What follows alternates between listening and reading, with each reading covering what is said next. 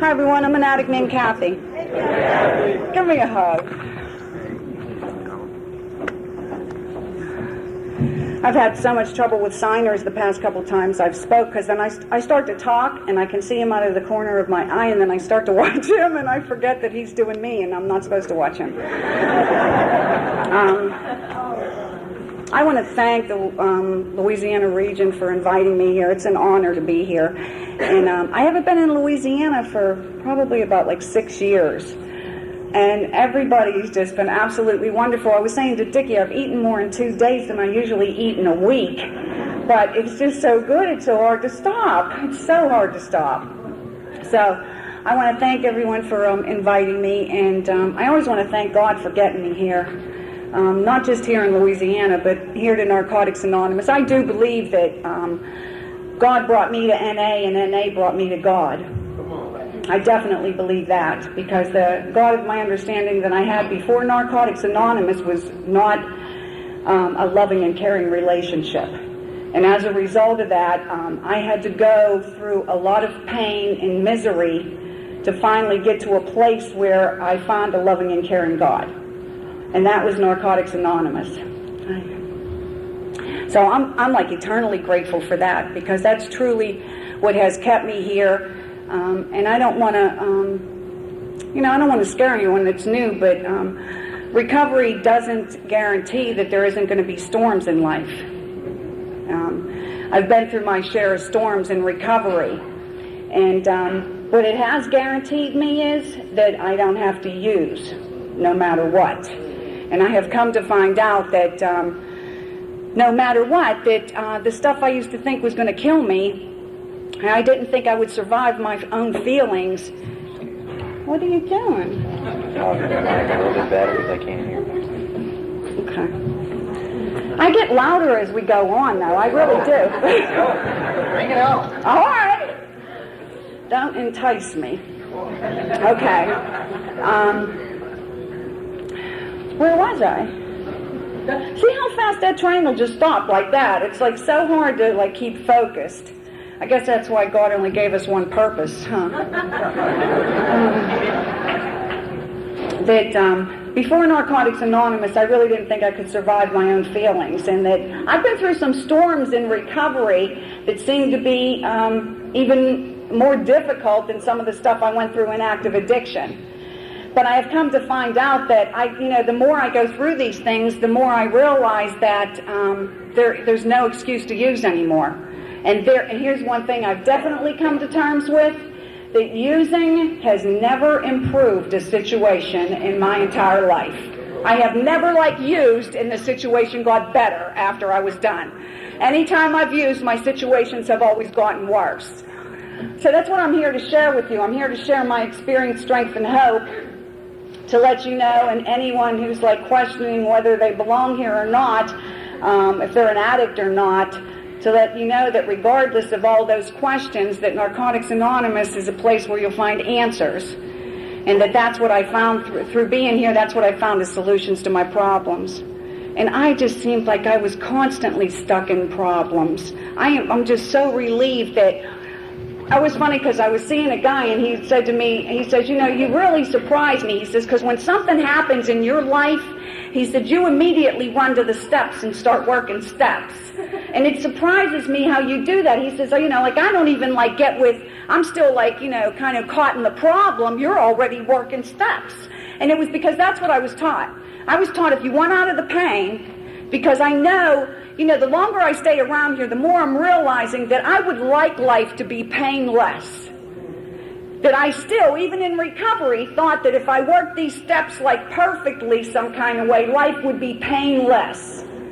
And I remember reading I think it was the 5th step, when it says if you're looking for recovery to, offer you a state of being painless, then you're looking for recovery to do the same thing you were looking for the drugs to do.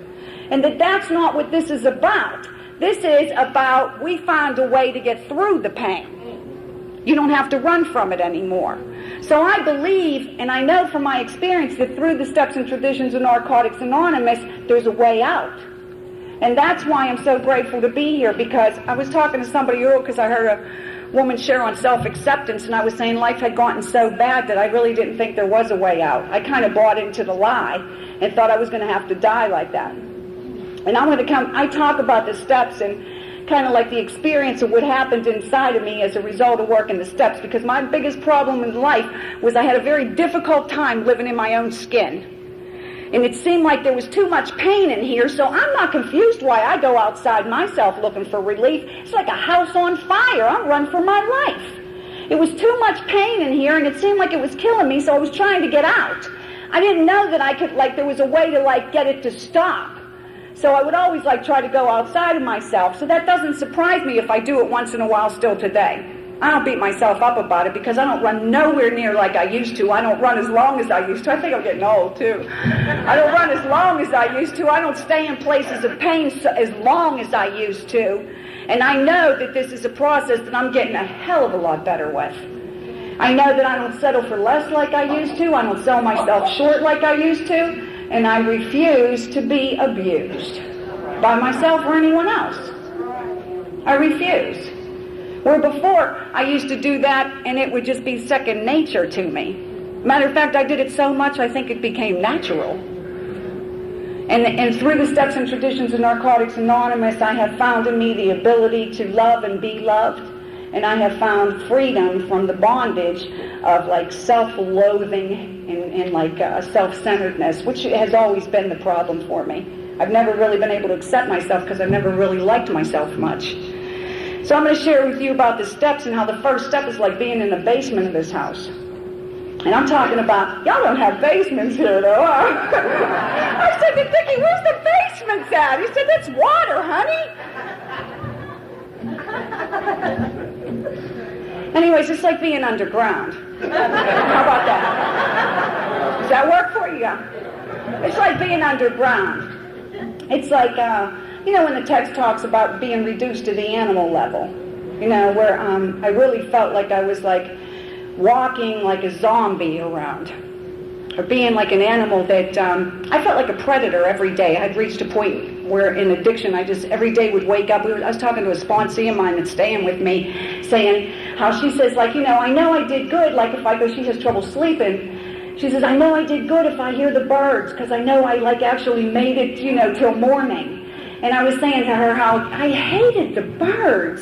I would be so disgusted with the birds, thinking to myself, no, don't tell me I got to get up and do this again.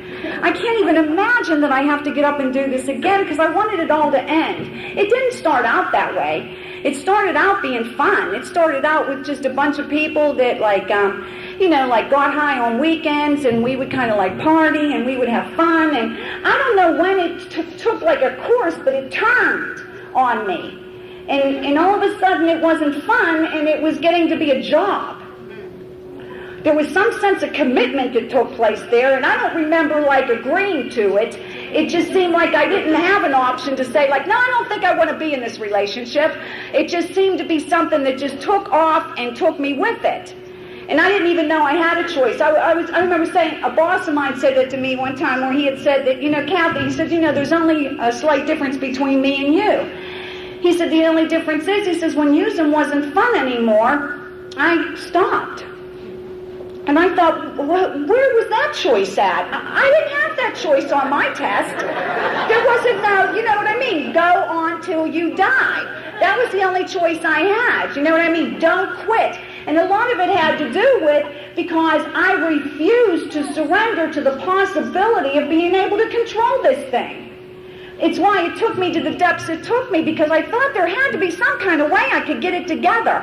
I remember being at a convention. I think it was Tejas. I was at a convention where a guy was sharing about how every situation that came up, his solution to the situation resulted in even a greater problem. And I related so well to that, because I was first introduced to Narcotics Anonymous in 1986 as a result of a nudge from a judge. Because in order to go, I was in a halfway house, and I had just finished doing 4 years in the penitentiary. And you know how the first step says, there's times where there's moments of clarity. That's what they call it. Moments of clarity, where you can't deny the truth anymore. They're more like rude awakenings rather than spiritual ones in a sense. Where I would like be faced with the reality that, this is getting worse, it ain't getting better. Where I'd be faced with the reality of like, this is way out of control. And I remember getting arrested by the DEA. And I remember the DEA coming in my house and saying, you made the big time, because it was a federal offense. And I remember like thinking to myself, this can't really be happening. This just really can't be happening. And I never would really believe things were happening unless I had like evidence. I had to have like some. And I remember getting out of jail and having the arrest papers. And when I opened up the paper, it said, the United States of America versus Kathy anonymity. And I remember thinking to myself, the United States of America? And thinking to myself, wait a minute, this is too big. This just got way out of hand here. Do you know what? I can't beat the United States of America. And I'm thinking to myself, I didn't do nothing to the whole damn United States of America.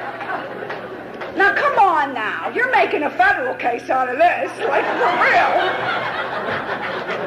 Because I was just living to use and using to live. And I wasn't really, like, trying to hurt nobody or nothing. I was just trying to get it in me. And didn't they really, like, understand that? And, like, it's not personal. I don't, like, personally mean to offend anybody. It's just, if you're in the way, you got to move. And I just really, I didn't see it. I didn't understand what was going on. I knew that I was in the grip of something, that I seemed to have a grip on it, and then all of a sudden it had a grip on me. And I couldn't get it to cut me loose. No matter what I did, no matter how desperate I got, no matter how much I, wanted to stop. And I remember reaching places where I started to lose hope that it was ever going to stop. Like where I would think to myself, well, if something like this would happen, I used to think, well, if I would lose my daughter, if somebody would come and take my child, that if, a mother loses a child, that has to be so devastating. That would be enough to just rattle me and say, come on, girl, get yourself together. And I remember reaching a point where I literally took my daughter to my mother's because nobody was taking her. No system was coming and taking her.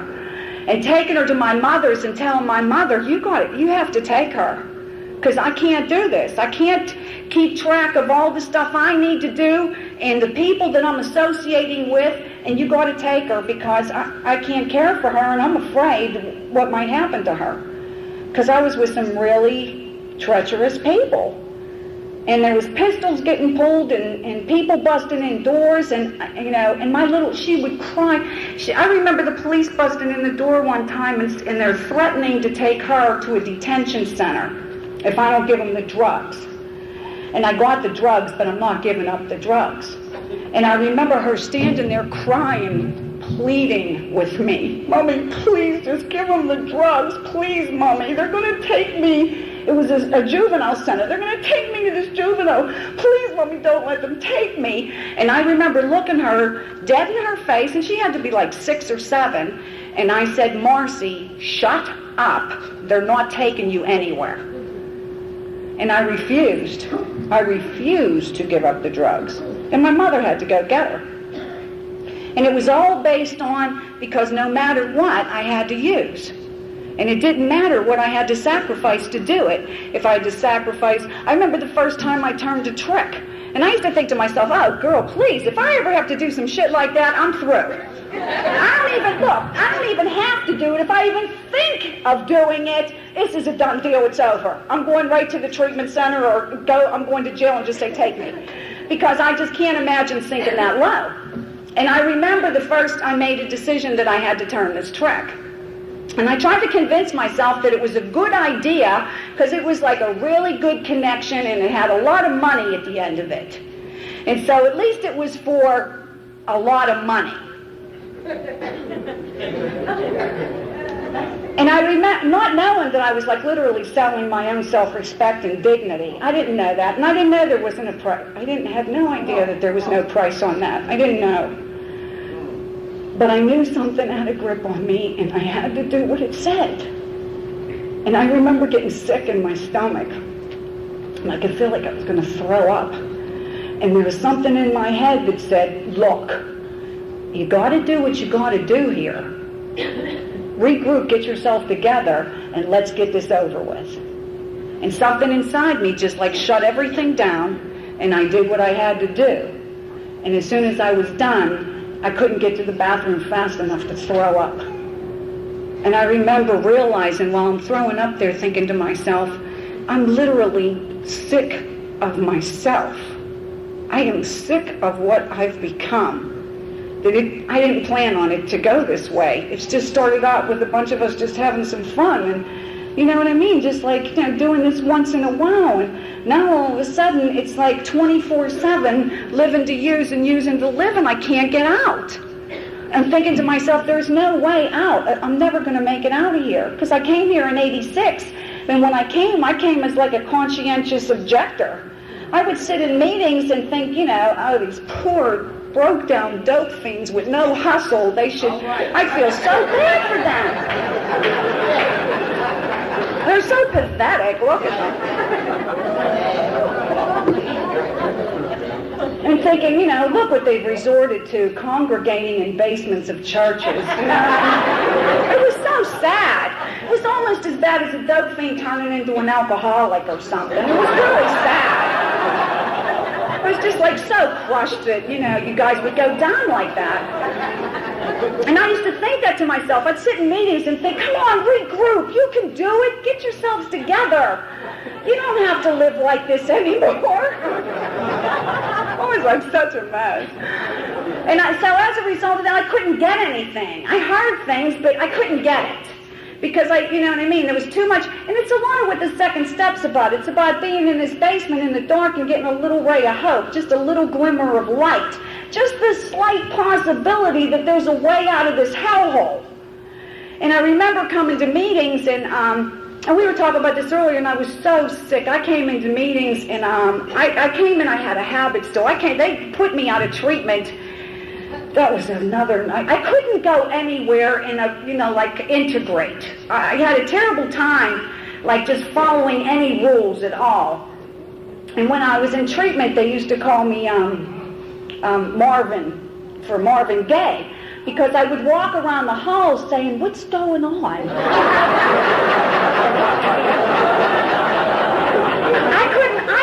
I was so clueless, and I was so sick, and everybody's talking about, I feel fear, and I feel this, and, they're talking about their childhood, and I'm thinking, I'm fucking dying here, you know what I mean? Like, what's going on? What are you, like, that? Is withdrawal not enough for you people?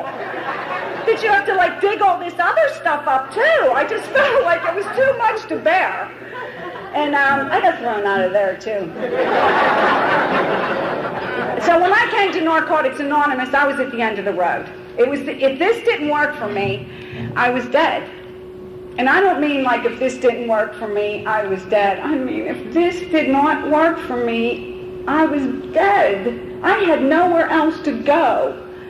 Medicine, religion, psychiatry, none of these I felt that. I knew that if Narcotics Anonymous doesn't work, because a lot of times in my area, people will make fun of me because I'm a purist, and at one time that used to be something, kind of to be proud of, and now for some reason it tends to be like a stigma. But I really believed in Narcotics Anonymous because I had to, because this is all I had. I don't go anywhere else. I don't do anything else. I'm not involved in religion or therapy or any other fellowship. This was it for me. So if this didn't work, I was doomed because I had nowhere else to go. So just like I did in active addiction, I did the same thing in recovery. I poured everything I had into this program. I gave it I might not have had much, but whatever I had, I gave to Narcotics Anonymous because I knew this was a do or die thing for me. And I think the main reason is, a lot of people got clean around the same time I did, and a lot of them are not here. And the only difference is, I was talking to a girlfriend of mine who relapsed. It's in Florida, and I said, the only difference is this has never been like, do I feel like using or not? It's always been, do I want to die or not?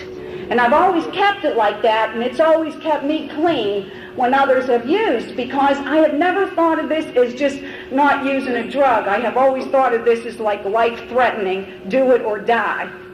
So when I came in here, people used to, use the little slogans, and they'd throw the slogans at me because I probably couldn't even handle a whole sentence. Slogans were about the best I could do. And, people would say, like, just easy does it, and, stay with just for today. Just keep it in today. You can do anything for today. And it made sense to me because I always used just for today. Every day I got up, it was like, nobody talked about, well, what are you going to do tomorrow? Nobody ever said, well, next week. No. Well, how are we going to get it today?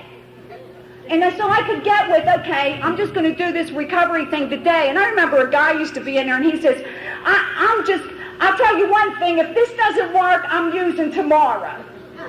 And everybody would say, okay, just keep coming back. Well, like after about a month, the guy finally realizes, and he says, I think you guys tricked me. He says, because I keep saying if it doesn't get better, I'm going to use tomorrow, but every tomorrow winds up being today, and I got 30 days clean now. And I was like, that's what all it was. It's just like stay in the moment and get through the day, and I'll be okay. But I used to struggle at night.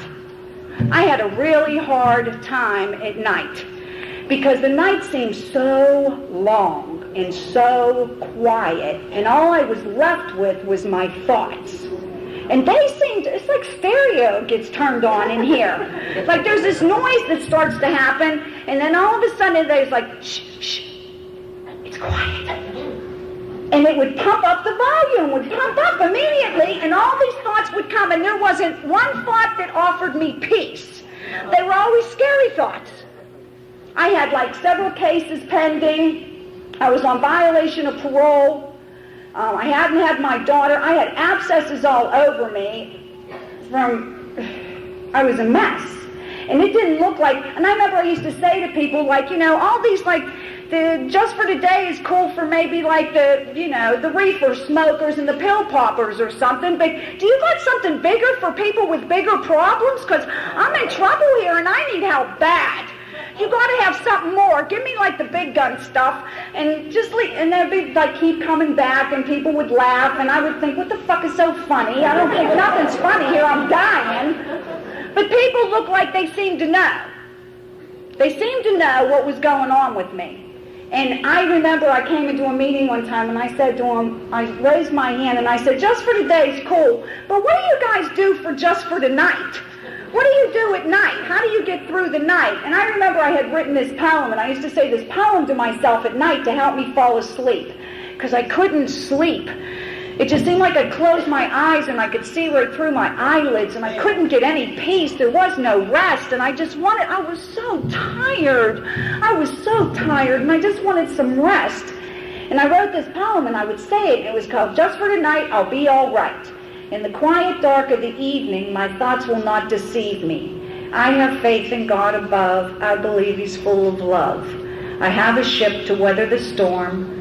With help from all, I will transform. So hold on tight and don't lose sight. And just for tonight, I'll be all right.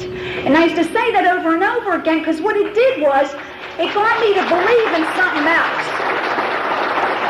Instead of me believing in all the bad things and this impending doom, I'd scare myself constantly. I had myself in terror constantly. Instead of doing that, I was saying things that was giving me hope. And I remember I started feeling hope. Something seemed alive in me that wasn't there before I was here. And something inspired me that I didn't have before I was here. And it was because you kept saying those same things over and over again, and I started to believe in them. And I came to believe that there was a way out. If I just followed the light, if I followed your direction, if I did what you guys did, that if you got out, I could get out too. And so came the second step. And then what happened in the third step was, it's like now I've followed the light and I'm to the steps to come up out of the basement, but I got to like make a decision. Am I going to take the steps or not? Or am I going to stay down here? And what happened was, and I heard some other people sharing about this, the God of my understanding when I came here was not working for me. And I needed a new understanding of God. And what happened was, I used to go to meetings and I would bring up the topic about the God of your understanding. Can someone share about their understanding of God? And different people would share all the time about what they believed about God and how God worked for them. And I would pick pieces of different things that people said, and I would try to put it together to work for me. And I had heard one guy share about how the God of his understanding had a flat forehead. And I thought to myself, I mean, I was raised Catholic, but this guy's in trouble. He's in trouble. But he shared about how all day long, he said, God sends him messages on which way to go. You know, he gets confused in life. Is this God's will? Is this the right way? What should I do? He says, and so he talks to God and says, God, I don't know what to do. And he says, God might say to him, okay, go right. Turn right. Make a right. Right there, right. He says, and he goes left. He says, and God says, damn, he missed the message. And from smacking his head so much, his forehead was flat. But what he was like sure of was one thing, and I felt it. It wasn't like that people talked and I just heard it. People talked and I felt it. He said, what I've come to understand is that no matter how many times I go left, God never leaves me. God says, okay, let's try it again. And that no matter what, God wouldn't leave me either. That I didn't have to be perfect and I didn't have to do things exactly right.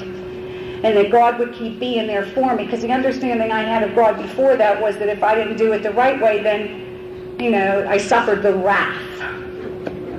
And in my whole life, it seemed like I was supposed to be repenting, too. I don't know what for, but it was like, repent, you sinner. I'm sure if they meant me, I would immediately, okay, I would raise my hand. I just knew it was me. Because I was told when I was younger that if I thought something that was not pure, then I was a sinner. And I had some shit happening up in here. I couldn't stop that stuff. It was coming out of left field. And I would be constantly apologizing. Oh, please forgive me. And that one too. Because it was just always happening to me. And I didn't know anything about the disease of addiction. And I didn't know I didn't summon these thoughts to come. They come out of nowhere. Sometimes I still scare myself saying, where the hell did that come from? Because I don't summon them. Where they go after that I have something to do with. But where they come from, I don't. And I had to learn to make a decision. And I started to understand that making a decision to turn my will and my life over to the care of the God of my understanding had a lot to do with me making a decision to turn the way I think and the way I behave over to something that was more loving and caring and about principles. It was a sort of good orderly direction kind of thing because I couldn't handle anything more than that.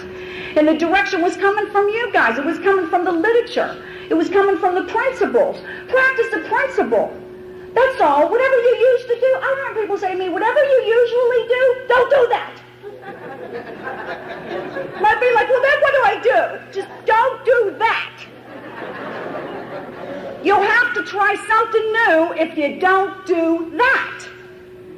And I would be like, okay. I remember my grand sponsors used to say, if you don't know what to do, don't do nothing. Eventually, you know what I mean? Eventually you won't be okay with staying there and you'll do something right and you'll get some information to get some direction. So I started taking some steps. It was like, okay, I'm in the basement and here's the steps. So how do you take a step? Because I start to make a decision to believe these things. I'm going to think and act a different way now. I'm going to practice this principle and see if it works. I don't even know if it works. I'm not sure I want to buy into this whole thing, but I'm going to try. So, do I take a step? God don't give me more than I can handle. Take a step. God didn't bring me this far to let me down. Take a step. God doesn't close one door without opening another. Take a step. If God is for me, who could really be against me? Take a step. God is good all the time. Take a step. Before I knew it, I was up out of there. Because I was just like going on blind faith.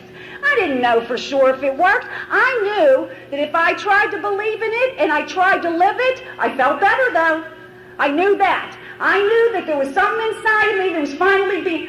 I felt like when I reached Narcotics Anonymous that I had been holding my breath for 20 years. I finally felt that I could actually breathe in my gut. It wasn't balled up.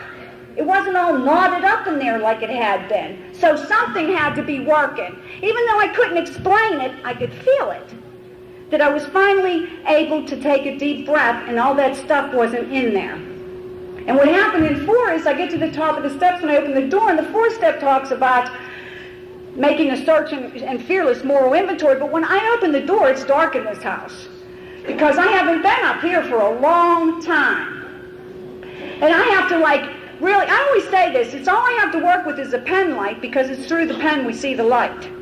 And it's just a little bit of light because I can't handle too much exposure to all this mess. I really can't. And I believe that. I believe God has mercy. I'm not going to see anything more than I can handle. Like God, it even says it in the literature that God knows just how spiritually fit we are. And God is not going to give us more than we're conditioned or in position to handle.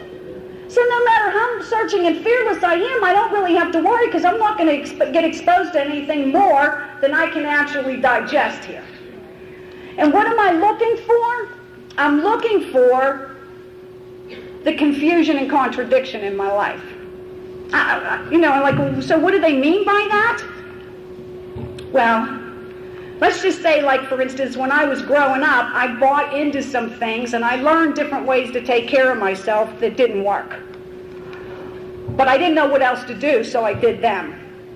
The text says, we are embarking on a search for insight into ourselves, our feelings, our fears, our resentments, and the patterns of behavior that make up our lives. It's important to take a good, hard look at how fear has worked in our lives. Our experience tells us that self-centered fear is at the core of our disease. Fear has driven us to act rashly in trying to protect ourselves. We have often been paralyzed into inaction because of our fears. We may have resorted to scheming and manipulating because we feared the future. We went to extremes to protect ourselves from what we saw as potential loss, disaster, and a constant lack of what we needed. So it says that I started getting some kind of coping skills going that weren't working. In most cases, we'll find that the patterns of behavior we established in early life are what we've carried with us up to the present. So it's telling me that I got to even go back before the drugs. It says that these are patterns that I started before I was even using the drugs. So what am I looking for? I'm looking for this little girl in this house, and I'm looking for what happened to this little girl. This little girl that maybe she hides in the closet, because that's where I used to hide a lot when I was a little girl. This little girl in me believed in love. She believed in love. She wanted to be loved. She believed in trusting people. She believed in the good of people. I was innocent. It was like a pure innocent state. I had a really loving spirit. And something happened. And what happened was, my mother raised me as a single parent because my mother and father got divorced. And because she was a single parent, she spent most of her time working. So I was home alone, because I'm an only child, a lot. And there were a lot of times I was in that house and there wasn't anybody there. And I remember times that I would be scared that I wouldn't have anybody to run to.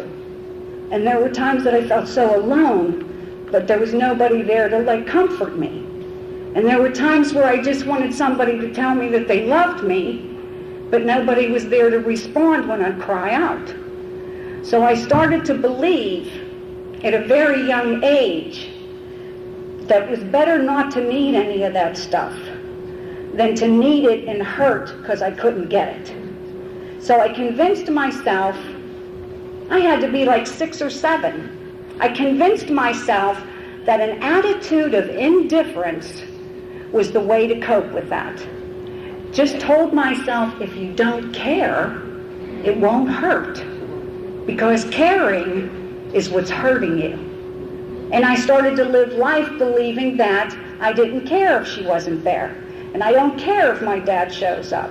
And I don't care if I'm by myself. And I don't care if I'm scared. Just don't let nobody know. Just pretend it's not real. It's not real. It's not happening, and you'll be okay.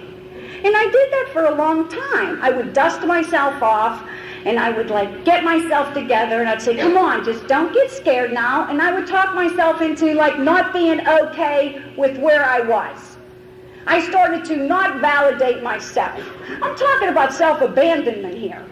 I'm talking about self-rejection, where I would not accept where I was at and what was going on with me at that age, because I thought it was dangerous. It was the source of my pain, I thought. And by the time I got to my teens, and usually the teen is pretty much, she's in a corner usually somewhere, really angry. Because by the time I hit my teens, I couldn't fake it anymore. And the feelings were all bottled up in there, so I started to get angry at them. Because I couldn't fake it, and I couldn't keep them locked up, and I couldn't keep them pushed down. They were coming up on me too much. So I started to get angry at the feelings. But what I really got angry at was myself for not being able to fake it anymore. And I started to fight all the time. Everywhere I went, anywhere I went, I was fighting all the time. I was fighting myself within, but I looked like I was fighting everybody outside of me. And by the time I got to be an adult, the fighting wasn't even working anymore. No matter what I did, I couldn't stop it. So I found a way out, I thought. I found the drugs. And the drugs seemed to stop the feelings. And it seemed to stop the pain. And for a little while there, they worked and I felt some relief. And then all of a sudden, the very thing that gave me relief became the source of my pain. And the pain was even greater than it was before I started. And I started to hate myself all over again, because everything I did to try to stop the hurt resulted in more hurt. So it didn't even matter what people were doing to me anymore, because the thing that I was doing to me was getting to be worse than what they did. And I didn't know how to change it now, because I had somehow lost me in the mix of it all. I remember saying that to my oldest daughter the one time. She had done something where her and my father fell out about some money, and she was avoiding him. And I said to her, Marcy, your grandfather's older. I don't know how much longer he's going to be here. And she says, Mom, I know this isn't me. This isn't who I really am. This isn't how I'm like a sensitive, loving, caring person, Mom. I'm not like this. And I said to her, yeah, but if you fake that long enough, you'll be that. And when you go back to get you, you won't be there anymore. And that's what I realized. I started to realize that all these things that I valued, the things that I believed in, the things that uplifted my spirit, that gave me hope, I had killed all that stuff. And when I went back to get it, it wasn't there anymore. And then when it comes to 5, all I do is I go and turn all the lights on. It's the fuse box step. All the lights come on. Because I'm trying to I'm trying to bring it to the light. This whole time I'm just trying to get some light on this shit. Can you give me some insight? I need some light on this stuff because I don't understand it. It's not making sense to me. And I finally let somebody else know where I'm at in this stuff. And I always say this, you hear a guy say one time, we don't run because we're afraid because we run. And that really, the more I ran, the more scared I got. Because the more I refused to look back at what was going on, the more I created fear in my mind. And before I knew it, paranoia was a way of life. And the person I was afraid of most was me, and I knew it because every time I looked in the mirror, I scared myself. The reflection that would look back at me, I didn't know who that was. I remember thinking to myself, who the hell is that? I would catch if I was boosting or something, and I would get past the store window, and I'd get a reflection of me in the window, and who was that? I'd sneak up on me. I'm talking about sneaking up on yourself. Be like, oh no, she's back. There she goes again. It was like it was trapped inside of myself and couldn't get out. And I'm just trying to bring this stuff to light. I'm trying to get some sort of insight on it so I can change it, because I'm tired of living like this. I don't want to be like this anymore. And what happens in 6 is, now that all the lights are on, there's garbage everywhere. It's a fucking mess. There's garbage everywhere. This place has not been straightened up, cleaned up at all. And there's garbage that are like defects of character. When he says to me, what's the exact nature of my wrongs? My defects of character. I get scared. Check this out. I get scared, and I resort to doing things to try to protect myself, like when I was a little girl, that don't work. They don't work. They initially get me to think that I'm actually in control of something, but then later on expose to me that I'm again caught in the grip of something. It's like defects of character are like the getting and using and finding ways and means to get more without a drug. That's all they have ever been for me. It's just the getting and the getting. The greed is about getting mine, and the gluttony is about getting more, and the envy is about getting yours, and the lust is about getting.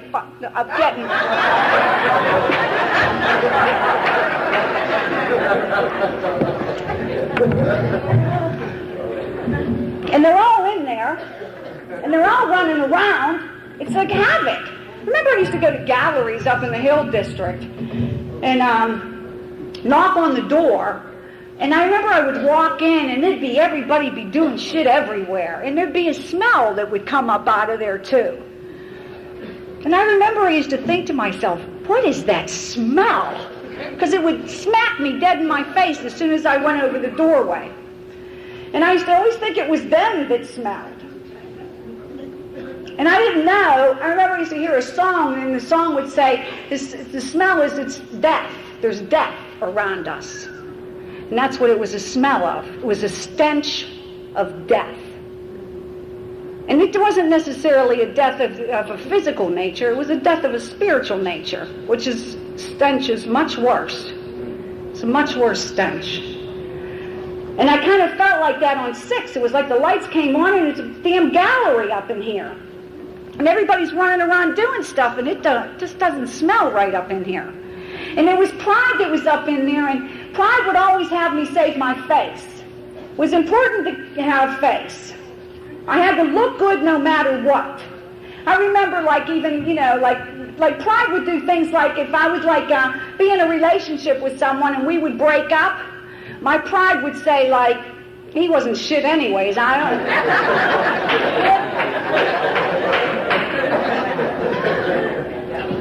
don't miss him. I'm glad he's gone.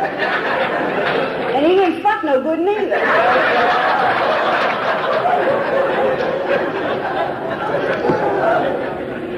I'd be dying inside. I would be dying inside, but I wouldn't tell nobody. I can't let you know how bad I'm hurting. Or greed would have me I used to do this when I first got clean. Greed would have me I would go shopping and I'd buy stuff, and then I would wear it, and then I'd take it back because it was just real important that I got mine. I get to get mine. I mean, I could still even do it today. I mean, you do something like collect unemployment and work under the table or something like that, or cheat on IRS or something, but it's just all based on getting mine. I got to get mine. And gluttony was always about getting more. I was talking to Dickie about this. I said, we were sitting at the table eating, and I says, there comes a point where you eat first because you're hungry, and then you eat until you're full. That's a cutoff spot where you're full, stop. And I said to him, if I take another bite, this is abuse. This is abuse. And it was funny because we were laughing because Dickie pushes back from the table and he leaves room for expansion. I said, you did not. He just starts laughing. He says, I'm a professional. Don't try this at home. You hurt yourself. Woo! I love you. Or the envy, and how the envy would have me wanting something that somebody else had. And it didn't have to be, it could be their man, it could be their figure, it could be their clothes, or it didn't matter. But instead of me like getting with a slogan that says, if you want what we have, then do what we did, right? I get with, well, I don't think I can get what she has, so let me talk shit on her, assassinate her character so I could try to bring her down to my level instead. Because that seems easier than actually having to do all that work. Ugh. Or my lust. That's my favorite. You have a favorite character defect? That one's brought me to my knees more ways than one.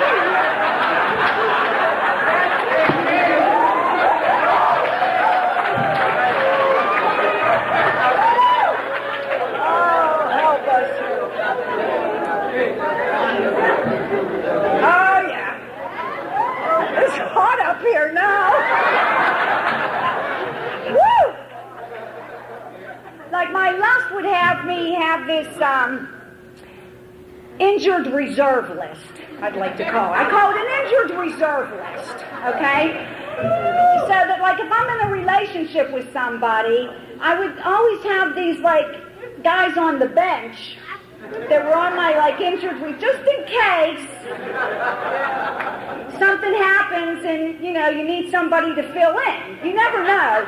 You might need somebody to fill in, and so I would like keep them on there, and they always had like little strings attached, you know, always make sure like that you like check up on occasion and talk every once in a while, or, you know, flirt every now and then, or just a ray of hope that maybe we might do something, just in case, because I don't want to be like left alone.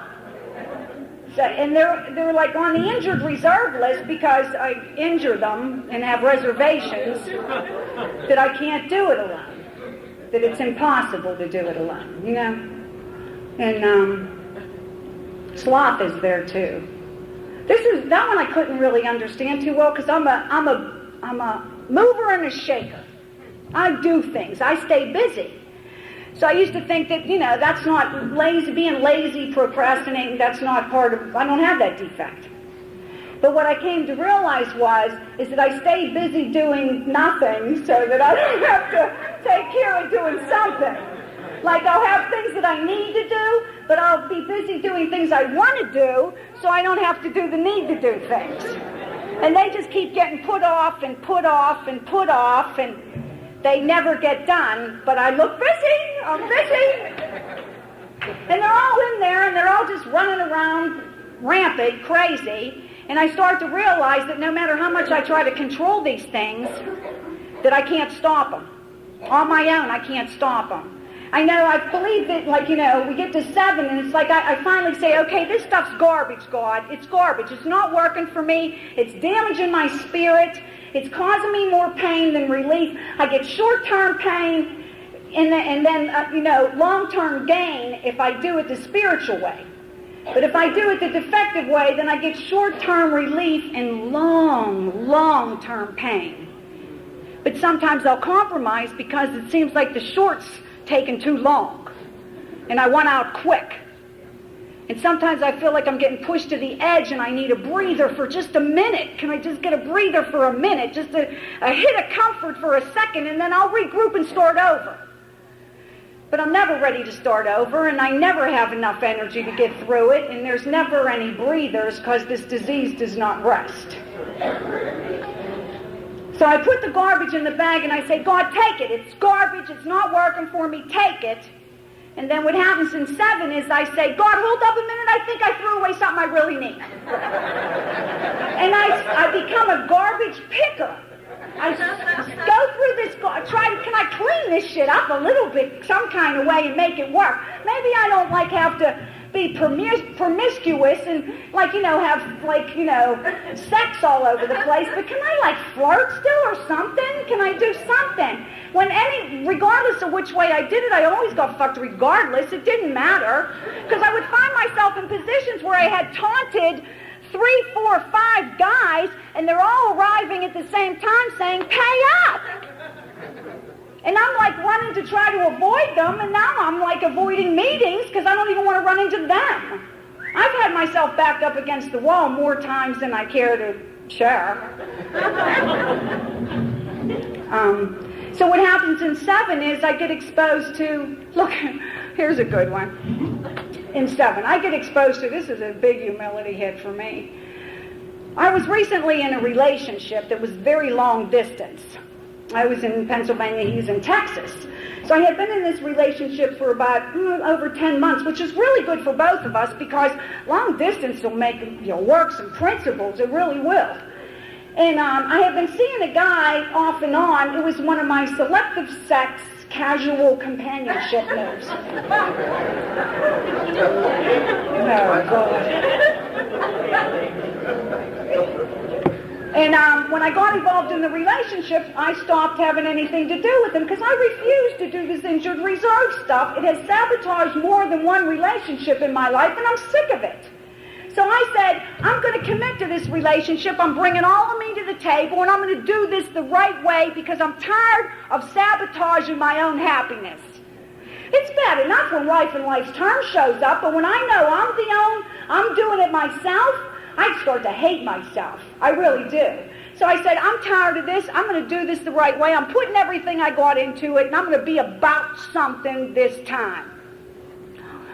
Well, the relationship dissolves, and the guy that I was doing the casual companionship stuff comes up to me and he says to me, because I share in meetings what's going on. I don't have a problem with, I'm telling the group's getting it. And anybody else would ask how I'm feeling. Don't ask how I'm feeling. I'll be like, I'm dying. Just like, you'll be there. You'll be a hostage for a half hour. So I go to a meeting and I'm sharing, and all of a sudden he comes up to me, and the guy's a really nice-looking guy, and the sex is really decent. And, fuck. I'm trying so hard to stand on principle. I'm saying, please, God, don't lead me into temptation here. And I'm really avoiding any contact with anybody that is tempting. Because I fail test miserably. I don't even test myself no more. I get the hell out of there. He comes up to me and he says to me, so what happened with Tex? I heard you're not in that relationship anymore. And I was like, no, it's been like a couple weeks now. He just couldn't do it anymore. And he says to me, well, I knew he couldn't hang. It was just a matter of time. And all I had to do was wait him out. So I'll be giving you a call. And it dawns on me that I'm not the only person that has an injured reserve list.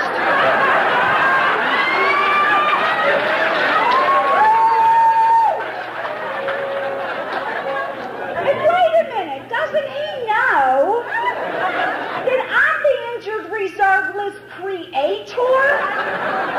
I'm not a number on the list, I'm the list maker. Doesn't he know that? How dare him put me on the list? I was like too through. I was like so insulted. But the sex was really good. And I'm in a lot of fucking pain here. And I really miss this guy that I was in this relationship with, and it would really be nice to have somebody just hold me. Really nice.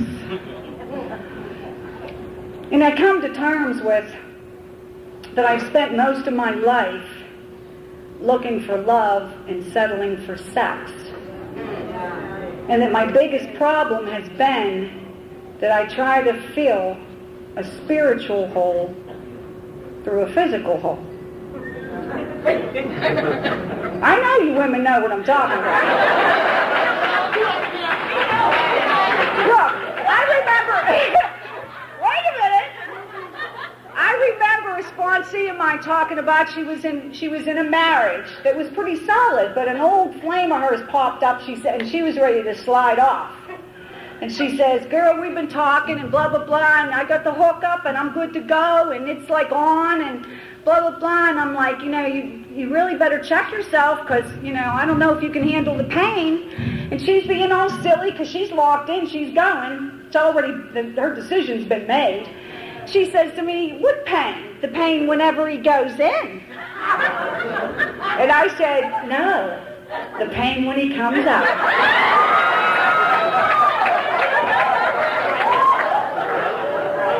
Yeah.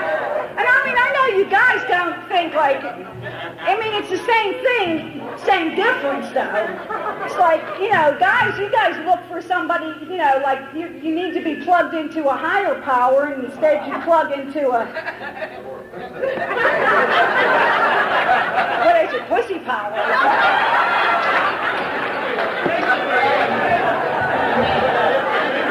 Yeah, and you feel all plugged in when you're up in there. But you'll do the pain when you come out too. And I'm telling you, I start really believing, and you know what? I'm tired of settling for less. I'm tired of selling myself short. I am tired of trying to overcome my pain and cause myself more pain. I've spent a lot of my stuff in my fourth step was that I came out of one relationship and got into another in a moment's notice, or without notice, or I just didn't notice. I don't know what it was. But I never had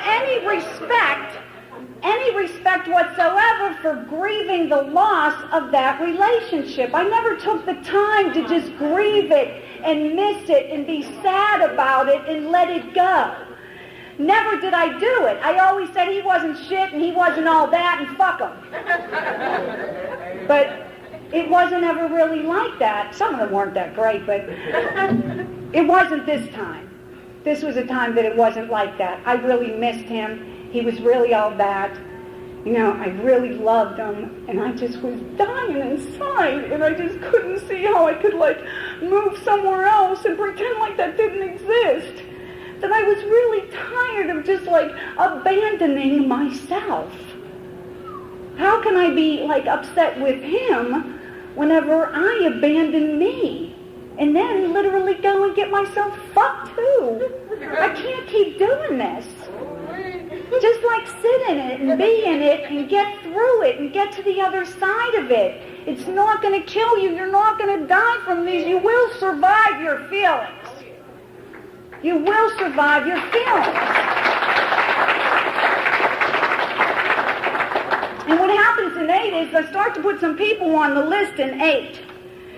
And what happens is that now the lights are on and the house is clean, the place is haunted. There's voices and people flying around all over the damn place. And even though the place is nice and neat, I'm scared to death to stay in here. It says in the 8th step, we begin the process of making peace with others. Many of us are haunted. I'm not making this shit up, it's in the book. Many of us are haunted by memories of our mistreatment of others. Memories can creep up on us without warning. Our shame and remorse over our past actions are so deep that these recollections can cause us to feel unbearable guilt. That's what I'm making a list for. I'm not making a list because I'm a nice person. None of these steps are because I'm a nice person, because I'm spiritually fit. It's because I'm trying to stop the pain, because I want relief. I got to get this relief up off of me. I'm tired of hating myself. So I make the list, and one of the persons I see on my list I put is my mother, because I lived most of my life resenting her for not being there for me. It seemed like my mother was away more than she was there. She was a single parent.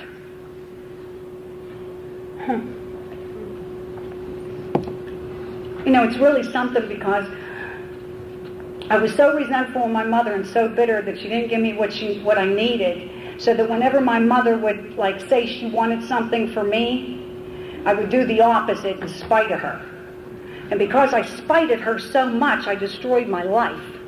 Because my mother wanted good things for me. She didn't want bad things for me. My mother loved me. She did the best she could. She didn't have much time. And I started to feel that whenever I experienced the same thing with my kids. Because I got involved in having children based on a family. I have never made a decision to have children on the idea that I think I'll just be fruitful and multiply. It's good for humanity. I think I'll do it. I have always made a decision to have children based on the fact that I loved the man I was with, and I thought we together were going to be a family and have these children and raise them. I always say, I believe this. God made it that two people had to come together to make a baby because God knew it would take two people to raise a baby. And I got exposed to how difficult it is as a single parent to raise children, and how I struggle with trying to meet the needs of my children and be there for my children as one person. And that, weekend dads are real nice and child support checks are probably okay too, but the fact of the matter is when they're crying at night because they have nightmares, or when they fell and skinned their knee, or when they're having trouble at school with their friends, and every day is a challenge to meet emotional needs, it's very difficult for one person to be able to handle all that stuff. And I got exposed to that through my own life and started to see how it wasn't fair what I did to my mother. That she really did the best she could, and she really busted her behind doing it.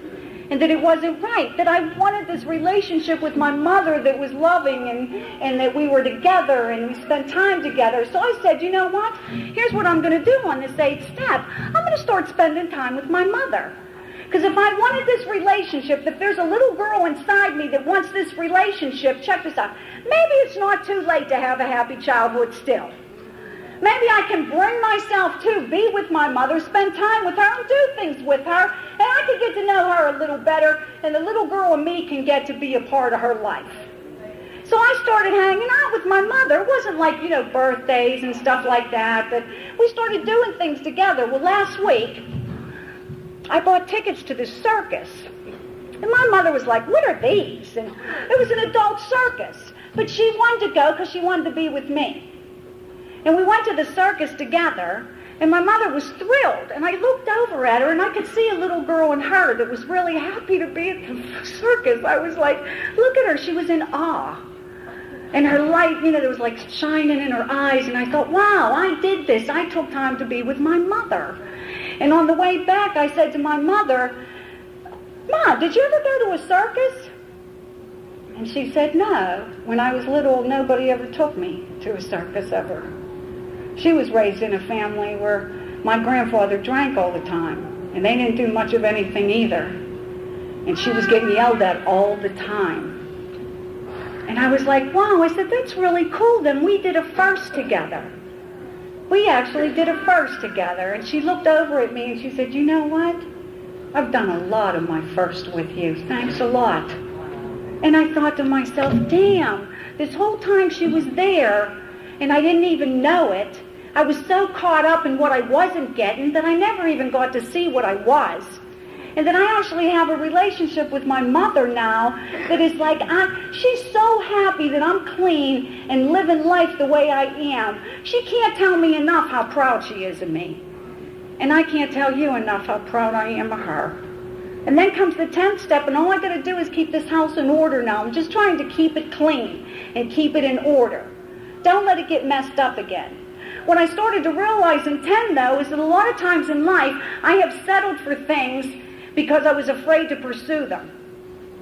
When I first got clean, and I came into recovery, I had pending charges. I was in violation of federal parole, so my life was a little unmanageable.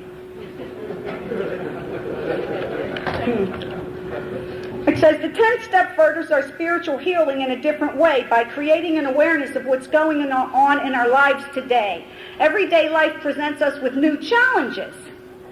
Our recovery depends on our willingness to meet those challenges. So what happens is I had made a decision that I always wanted to be a nurse whenever I was younger, but by the time I got through with active addiction, that option had pretty much dissolved. I had too many criminal charges. So I decided to go into social work because my criminal charges actually was a resume to get a job.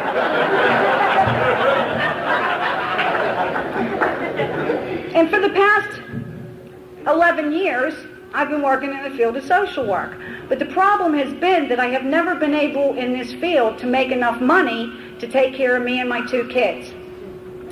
There's been some times where I've actually wanted to relocate, but I couldn't do it because the fear would overwhelm me that I knew that I would have to depend on another person's income just to get the basic needs met, just to house and food. That one time I actually made an attempt to do it because I live in my family's house so I don't have to pay rent.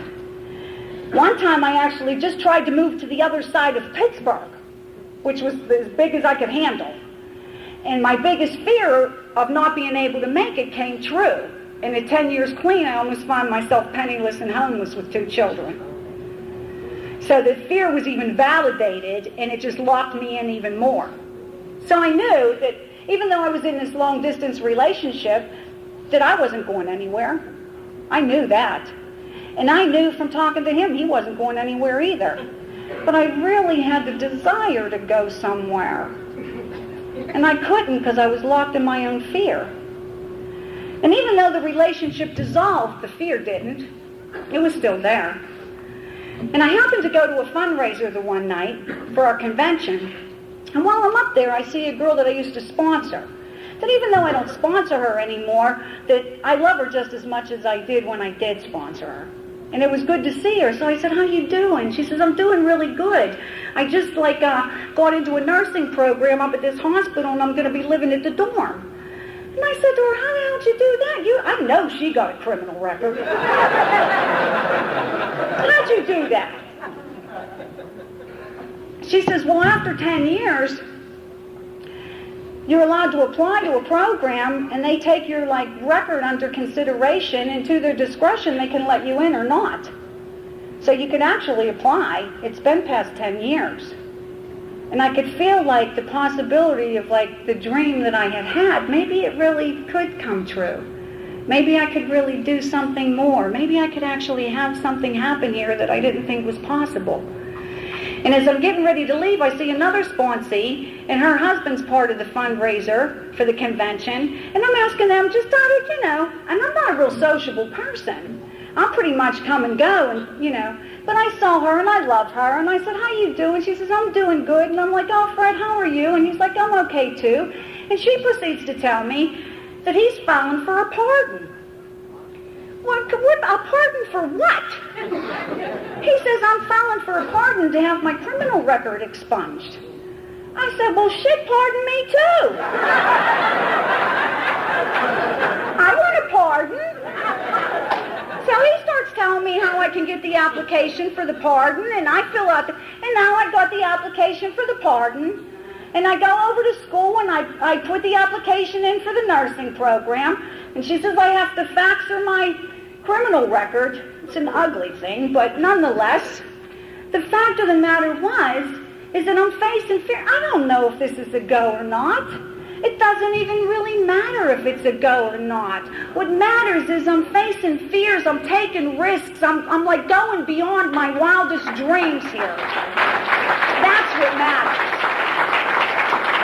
Is that I'm not responsible for myself being stuck in a situation or position, because I'm trying to get out. And then what happens in the 11th step is that as a result of the 11th step, I don't look for God outside myself anymore. That I found that once I got all this garbage out of the way, that the garbage was really just taking up the place that was God's space. That the whole time God was up under there. And I just didn't know it. That I started to realize that the stuff that I was looking for, that love and that care, and it was up under me, but I had tarnished it with all sort of garbage. And now here it is, like I can feel the presence of God. It's like inside of me. I get a sense of direction from within. And what happened was, I said I was involved in this relationship, and for like a good 10 months, we were doing really good. Everything was like falling into place, and I was really pleased with myself that I wasn't like, setting myself up to fail. And I said, I'm tired of being the one to always interfere with this happiness. I start to get happy, I get scared, I'm afraid. Don't get too happy, because if you get too happy, the fall's going to be that much harder, it's going to hurt that much more. You better not get too happy. That I was cool with, like, come on, get happy, this is cool, you can do this, give it all you got. And then, like, in a matter of a moment, my whole world, like, fell apart. And one day we're talking on the phone, and I'll tell you what happened was, he was really good at working just for today. And what happens to me in long-distance relationships, because I have experience with these too, is that after a little bit of time, I start missing the person. And then after more time, I start missing them more. And then before I knew it, I would have trouble with fidelity, because I would be aching, constantly missing them, and I would start feeling so lonely that I would wind up cheating. But I wasn't doing it this time. And I said, I refuse to do it. I'm not doing it this time. I'm going to hang on no matter what. And I would be struggling, and he'd call, and I'd be crying, and I was trying to keep just for today, and it was slipping through my fingers, and I'd try to grab it again, and he would try to help me, but it was getting the best of me. And I was really finding a relationship that was so enjoyable to me started to become like barely endurable to me. I seemed to be in a lot of pain all the time. And I was trying to find ways to get closer to him, but I couldn't move because of the fear. And all of a sudden I talked to him one day. There were some things whenever we first got into this relationship that we had discussed that we knew were going to be some big challenges besides the distance. One of the things was that he kind of made a promise to himself that he didn't want to get involved with a woman that had children, because he didn't want to have to raise someone else's children, and he kind of believed that the father should build a relationship with their children, and that wasn't his place, and he didn't want to get in the middle of all that. He didn't want to even have to expose himself to that. And one of the things that I knew about him was that, because we had been friends for years, was that he had some desire to have children of his own. And I did not want any more children. I was like, I didn't want any more children. I had enough. And I'll tell you what, I had 2 experiences where I made decisions to have children with men that both used. And it almost killed me. And I just could not bear to take the risk again.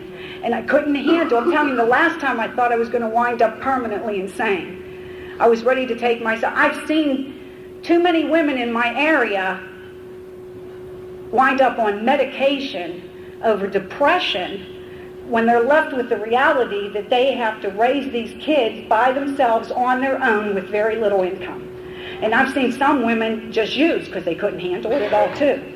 And I knew that these were options that might be facing me again. And the last time, I could barely get through it alive. And I was almost suicidal the last time, and I wasn't going to set myself up for that again. But we knew that we both were on these pages, but we had a desire to be with each other. We really wanted to try to make it work. And for over 10 months, we really did a good job doing it. And then all of a sudden, one day, we were on the phone, and he didn't sound right. You know that sound? You know that voice? Or you just fucking know. I'm like, oh, fuck. I could feel it in my gut. And I could hear it in his voice, and I'm like, baby, what's wrong? And he's just like struggling for words. And he says, I can't do this anymore. And I could feel like my whole world just like fell apart. And I thought to myself, wait a minute. Don't you know I'm fucking working on something here? I'm working on not quitting. I'm working on persevering. I'm working on making it through the struggle. I'm working on coming out the other side. I'm working on doing something different. The fuck you mean you can't do it no more? Don't you know I'm working on something here?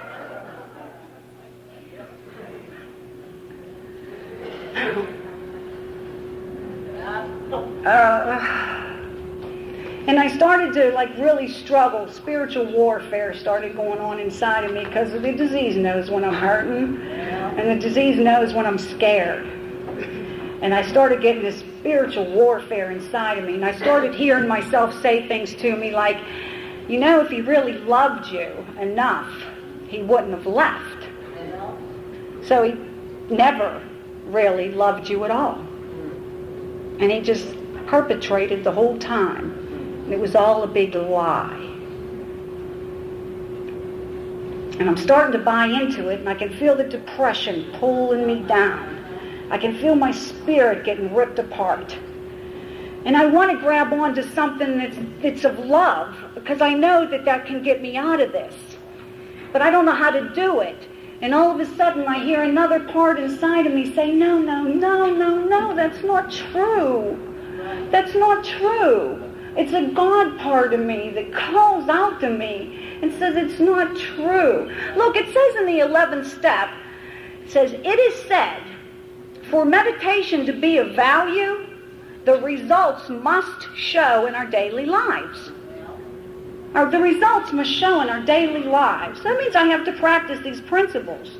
Well, what's it talking about? What do they mean?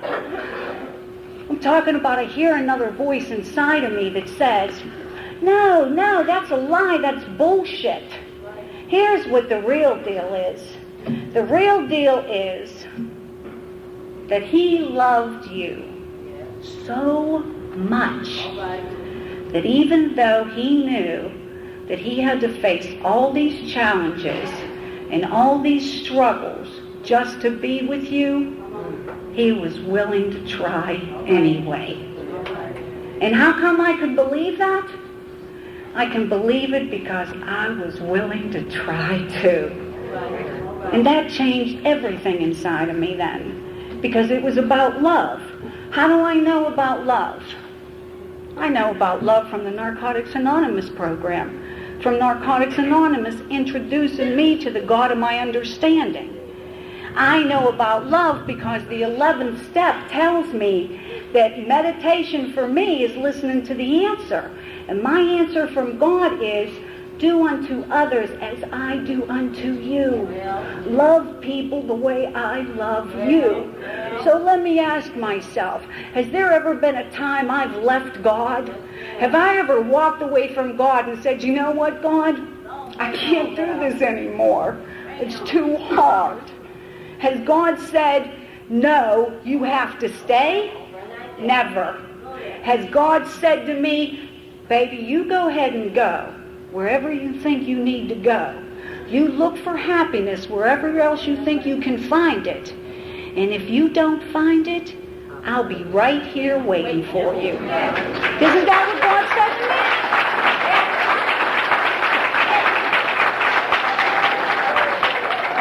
Can I do that with other people the way God does for me? I most certainly can.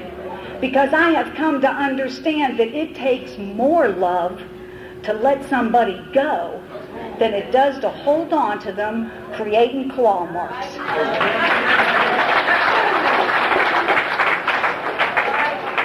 You know I love you, right? I love you, baby.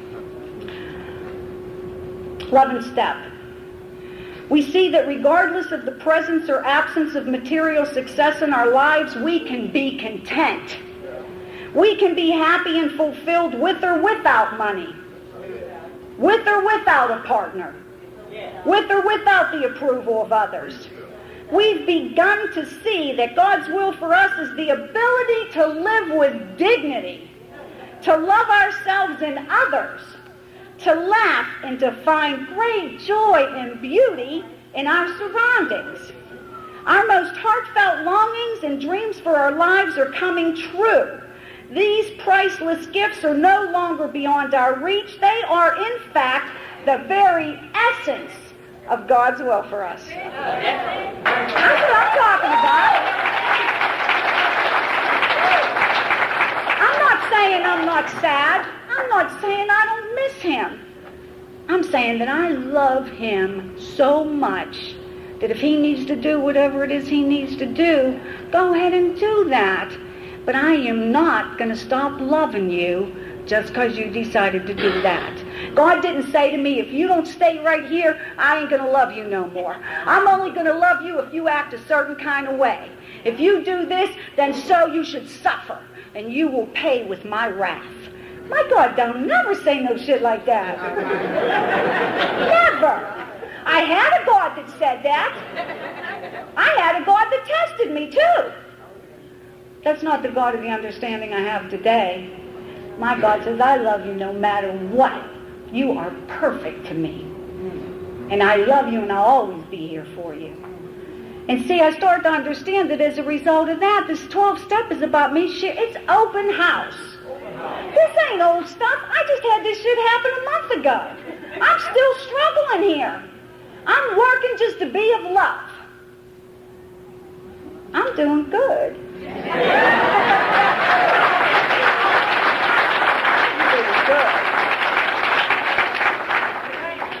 Then I start to realize that this isn't about having a career. This is about carrying the message. This isn't about having a partner. This is about having a purpose. It's about helping another addict know that you don't have to die like that anymore. That there's a way out, and I found it. And it's available to us all right here in Narcotics Anonymous. I have a sponsee that I met through the internet from Israel. She was struggling, really having a hard time with all the war that was going on over there. She was scared to even come out of her house. She recently landed on my doorstep.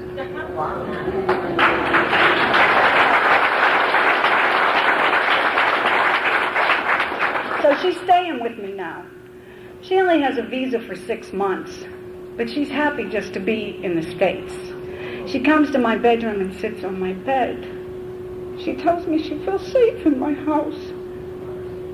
I feel safe in my house too now. She tells me my bed makes her feel cozy.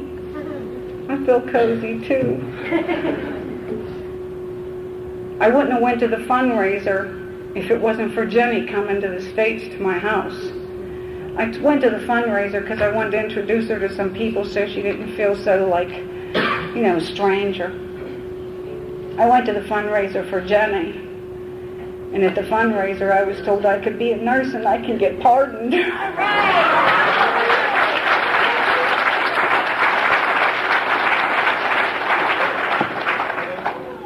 Oh, stop it. She's giving me the cutoff thing. Okay. Okay, so it's kind of like this I was saying to the newcomer. So, like, as a result, there's going to be storms in recovery, but we can get through the storms. It's kind of like, I was talking to my sponsee, and I was telling her how, like, I'm coming up out of this, and I'm being of love, and I said, hey, look, listen. I can see clearly now the rain is gone. I was singing to her, she likes it. I can see all obstacles in my way, gone all the dark clouds that had me blind. It's gonna be a bright, go ahead, sunshiny day. That's right, that's what it is. That's what it is. If you're new and you're struggling and having a hard time, it's gonna be a bright, sunshiny day. It really is. And the way I know the 12-step work is because people were here before me and they passed it on to me. And then I passed it on to somebody else. And that's how it works. But sometimes you need a visual to see that better. So what I'm going to do is, I'm going to ask, is there anybody here that's ever heard me share before that something I said maybe helped them in their recovery? Would they please stand up? Now stay there. Is there anybody here that sees the people standing that they said something that helped you in your recovery? Would you please stand up? Now, is there anybody standing that's helped anybody that's sitting in your recovery? Would you please stand up? If you look at the people standing, anybody that's sitting, has anybody there helped you in your recovery? Would you please stand up? If anybody's still sitting, would you look around? Is there anybody that's standing that helped you in your recovery? Would you please stand up? And anybody that's sitting, keep looking and stand up.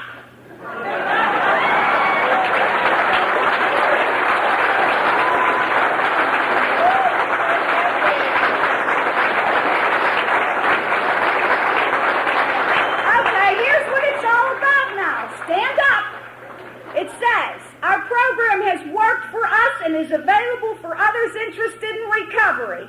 If we can be of service, we stand ready to help. I'm an addict named Kathy. Thanks for letting me sit.